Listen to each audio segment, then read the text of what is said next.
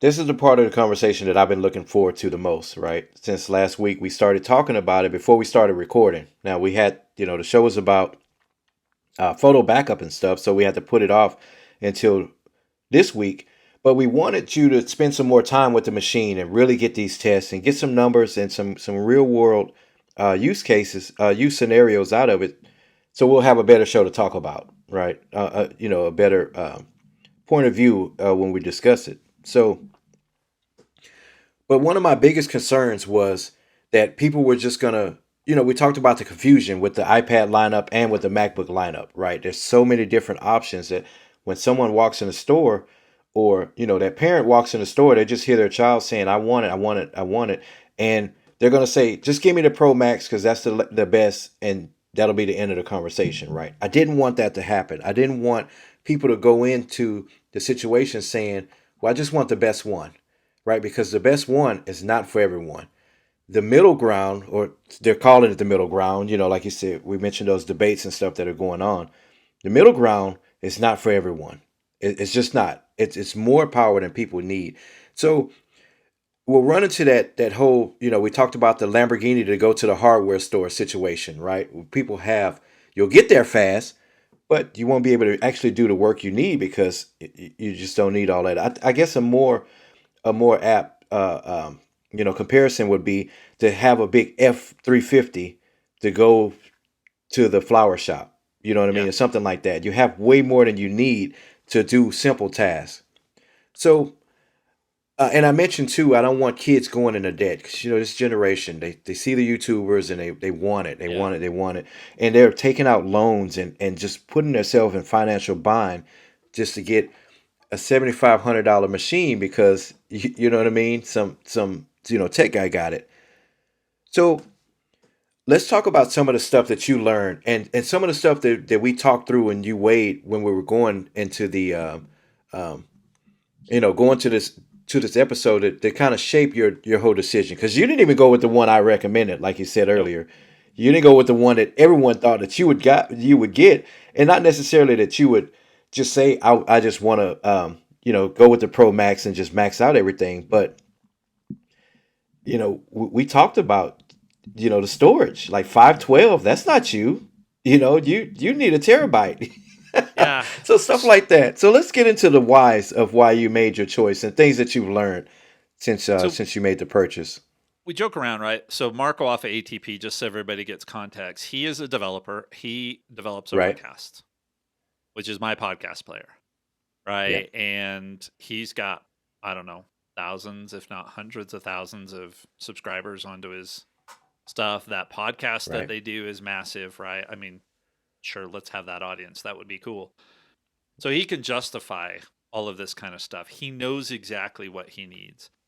So I listen to a lot of podcasts, right? And I watch a lot Yep. of videos on this stuff because there was all of this analysis. And I tried watching a little bit beforehand, but I pretty much made my buying decision and then bought it. And then Hmm.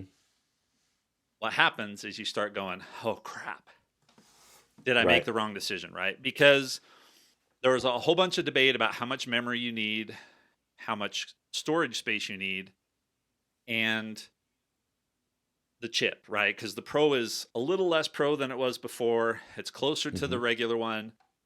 So let me talk you through how I figured out what I was going to buy. Because again, I bought the entry level for this chip. Yep.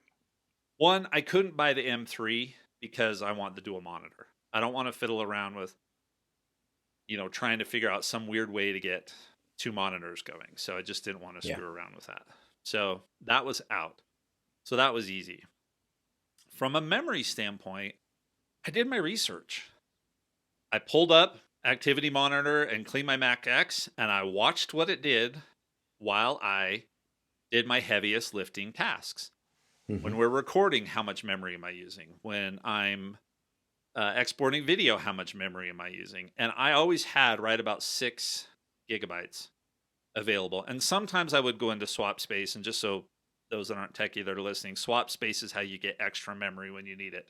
Takes it from your Yeah. hard drive. Not a big deal. but I just wasn't anything. I did have this computer, the new one, get hung up at one point, and I had 10 gigs of swap space.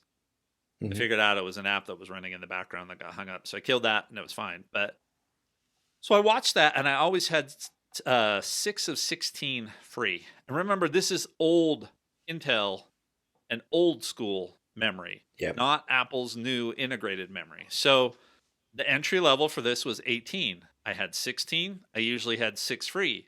So it makes sense that when I'm looking at this now, that I'm regularly having 8 free because I'm doing the Yep. same amount of stuff. So I don't really need that. But what that does tell me is that if I had wanted to go with the M3 chip and gotten the 8 gigabytes, it probably wouldn't have been enough. I would have been Yep. hitting that limit, right? And needing to go into swap by a couple, and it's just not as efficient. So that's how I figured this out. So that's the biggest message for everybody is do your research, understand how you use this. You can go out and you can listen to whoever you want. And in fact, not this week, but the week after Thanksgiving, my Leaders Lift episode is about the voices that we listen to. Yep. How we gather information and how that information influences our lives. But you can go out and do your research, listen to everybody, fine. But ultimately, you need to find your own voice. And for me, in this case, I needed to know that 18 was going to be more than sufficient. Going up to 36, would I've ever had to worry about memory? Probably not, but Never. that was another $200. Okay. Yeah. All right. So that's the CPU. That's the memory. Now, the other thing, just kind of take a step back. I'm coming from Intel. No matter what I got, it was going to be better, right? Because I'm going to Apple Hmm. Silicon. So this was going to be an upgrade Yes. no matter what. So that's the other thing. From a internal hard drive perspective, you had suggested I go up to a terabyte because then I just don't have to Right. worry about it. And I have a couple of times pressed into the 400. I had used 400 or 500, but I figured out what was going on there and I understand how to manage it better. So that's the other thing that I did was Hmm. go in and say, how do I really use my machine? And what I realized is that, like, I was at almost 400 on the old machine, and on this machine, I'm at 180, Right. which tells you I had a bunch of stuff Right. And I'm that sure a was lot of there. it was the iMovie, those iMovie, Correct. those temp files from iMovie and stuff. Yeah. GarageBand, iMovie, and all that kind of GarageBand. stuff. Yeah. And so when I looked at that, those were the only things that were local, that were only local, that would be taking up space. Hmm. Everything else was cloud based. So, like I said, I had to reset up my OneDrive sync again. That's because I don't want all 24 episodes of Gadgets for Families and all Right. 37 episodes of Leaders Lift and all their associated audio and video and all those other files. I don't need Hmm. them all locally on my hard drive. I usually need the files for an episode for the week after it launches because I'm doing a whole bunch of launch stuff, right? Right. Advertising, those kinds of things. After that, I just don't need it. So I went through and said, if almost everything's going to be in the cloud, do I really need to go and spend another $400 to go from 512 to 1 terabyte?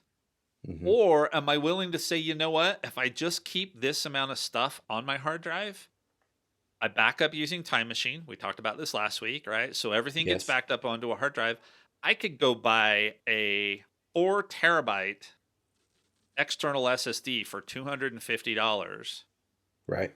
And I talked to you about this. My thought is that, once a month I'm going to go in, I'm going to pull, because I'm going to have to clean up my cloud space at some point too, because OneDrive's going to get too full and that's really expensive to go up. I'm just going to pull old episodes and move them once a month onto that 4 terabyte hard drive. Yeah. That makes And I sense. may never, ever, ever, ever need them again. And if I don't, great. But if I do, I'll have them there. So Yes. that's how I decided what I needed from a hard drive perspective. So far I'm good on both. I'm not putting any pressure on CPU, so I didn't need the max. I'm not putting any pressure on the memory, so I didn't need to go up that $200, and I'm got tons of available hard drive space, so I didn't need to spend that. Yep. So I saved $600 plus tax, Right. right? And I think by the time it was all said and done, when I looked at everything, it was more like $800 to $900 that I ended up saving going with this machine versus the other one, which means if they launch the new iPads in March, Hmm. I'll have some of that reserve so that I can also get the new iPad. Right. So So you the point that you made, I guess it's something that I really didn't realize. You made a good point.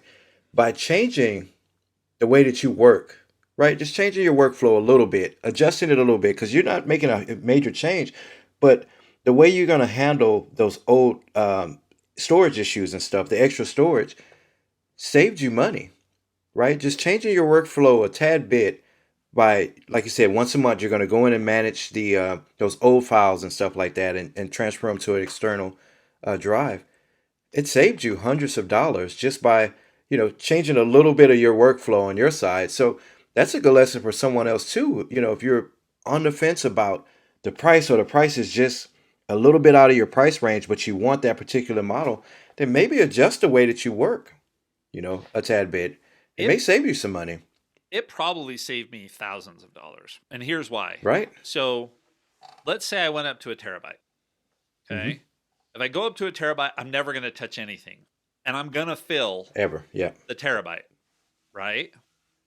That also means that my cloud storage is going to expand as well. So odds are I'd end up having to pay for more OneDrive space, which is really Yeah. expensive, possibly more iCloud space, which is really, it can get really expensive too, Yeah. right? And Oh, so it is. hard Yep. drive in and of itself, I'll never be able to not buy a smaller hard drive. So I'm stuck at terabyte plus going forward.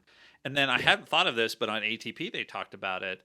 When you do that, all of your backup solutions have to go up Right. too. Because they So can't if handle you're the correct, volume that you're sending. Yep. so how much longer before this current SSD that I have would I have to swap it out for a bigger one in order to Hmm. contain the backup? So you're talking $400 up front, more SSDs, more cloud space. It could be $1,000 plus Yeah. easily. That just that one decision save me, as long as I'm willing to take. And I know it's not as fast to write to an external drive, but you just Hmm. drag and drop the files right before you go to bed. And when you get up in the morning, Yeah. everything's moved and your hard drive and your cloud space is all cleaned up Right. and you're good to go, right? So yeah, know what you need, know how you're going to use it, Yeah. gather information, but find your own voice and make the decision that's best for you. And then if you can and you identify these small things, make these small changes, and then you can save that money. Like for Marco, he doesn't need to worry about it. It's Yeah. worth it to him to throw money at the problem, so to speak. I didn't want to do that because remember, I love this machine, but this Hmm. is not what I want to have as my primary machine, Right.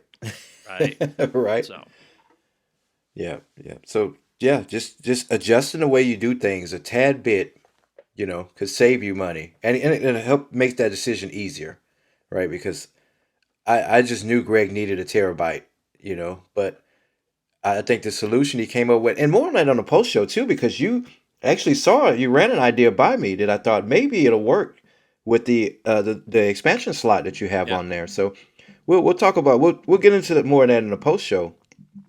But yeah, that I think that's a good lesson. Like, know what you need, kind of make some concessions with yourself, some compromises, because you can say I need a terabyte, but you really don't. You really No. don't. And the money you would save too is another point too we need to bring up. The difference between the 512 and the terabyte, where you can buy some pretty inexpensive external storage and still buy yourself some extra accessories and things like that with Yeah. the money that you'll save. So Yep. yeah, yeah, really good. Yeah, I mean, and if you want more on this journey, definitely look on our blog. We'll have a link to it in the show notes, but check out the blog post. We'll put it out on social media too. There's one that I specifically talk about how I did this research and what decisions I came to and all that kind of stuff. Because if you just ask most people out there, they're going to tell you to pay for as much memory as you can afford and get at least a terabyte on these pro Yeah, machines. And that's probably good for a lot of people, but for me, it wasn't the right choice. Now, the MacBook Air that we're telling everybody else to buy wasn't the right choice for me for the dual monitor thing. right. Fine. but I also didn't need to spend the extra money. So, Right. So what do you think, Greg? You think you made the right decision? so far, I mean, Yeah, I think so. the problems that I've had have nothing to do with which chip, which how much memory and how much hard drive space I purchased, right? They're just the things that come along with setting up a new computer and getting it set the way you want it. I would have had those problems even if I had maxed out the Macs, right? Right. All of these little configurations and all of that kind of stuff, I would have had the exact same challenge. So, we'll check in 6 months and see. We'll see how our podcast has changed things. If all of a sudden, you and I are trying to do multiple streams of 4K and these videos go from 7 gigabytes to 50 gigabyte size files, maybe at that point I do end up justifying either a bigger pro chip or going up to the max chip or something Yeah. like that. That would be, there would have to be something to drive that. But right now, I believe I made the right decision based on what I needed, not what I wanted. Because what I would want would be to never have to worry about any of this, right? So Right. just get Right. as much as I could. But I made the right decision based on what I needed, and I'm feeling really, really good about it.